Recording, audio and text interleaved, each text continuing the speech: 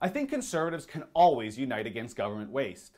But you know what drives me even more crazy than the blatant wasting of our hard-earned tax dollars? When government rules, regulations, or even bylaws force small businesses to waste their hard-earned money on the most ridiculous things. Take, for instance, just this latest example in Smithers, BC, where a business was forced to spend $10,000 on a sidewalk to nowhere. I'm not joking.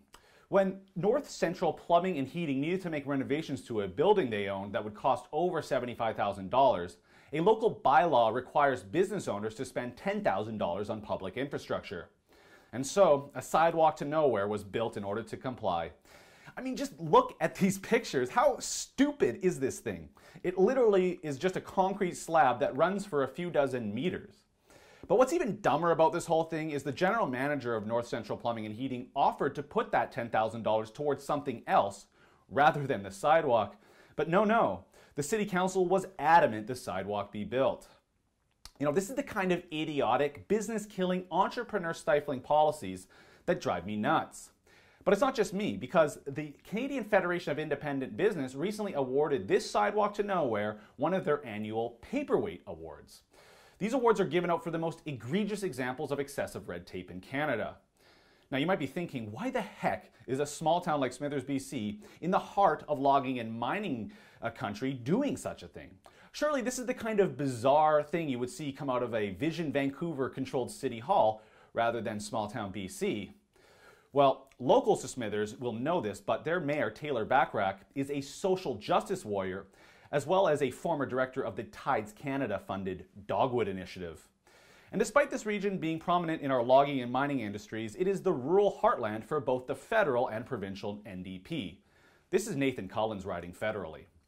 So it's no surprise that such a community would have such a hostile approach to businesses with these kind of bylaws. But the publicity around the Paperweight Award and some media attention has Mayor Backrack in full damage control mode. He told the CBC that other businesses had completed small parts of a sidewalk as well, and that they would be eventually joined up. The city also upped the price tag from $75,000 to $100,000 as the amount triggering the mandatory $10,000 for public infrastructure. Isn't this just classic NDP thinking, though? Why spend tax dollars on something as basic as sidewalks when you can wring it out of every small and struggling small business? Meanwhile, the city is busy buying expensive public toilets from Portland. Yeah, that's right. A few weeks ago, Mayor Backrack announced that the city was buying these public toilets designed by the city of Portland. A toilet designed by civil servants with taxpayer money in Portland, Oregon. You can see why a left-wing social justice warrior mayor would want to support anything created by government employees. But no word yet on the cost of these units or if these toilets will have sidewalk access paid for by local businesses. You know, Mayor Backrack should be focusing on bringing back our forestry and mining jobs to the region, not worrying about fancy public toilets or forcing businesses to build sidewalks to nowhere.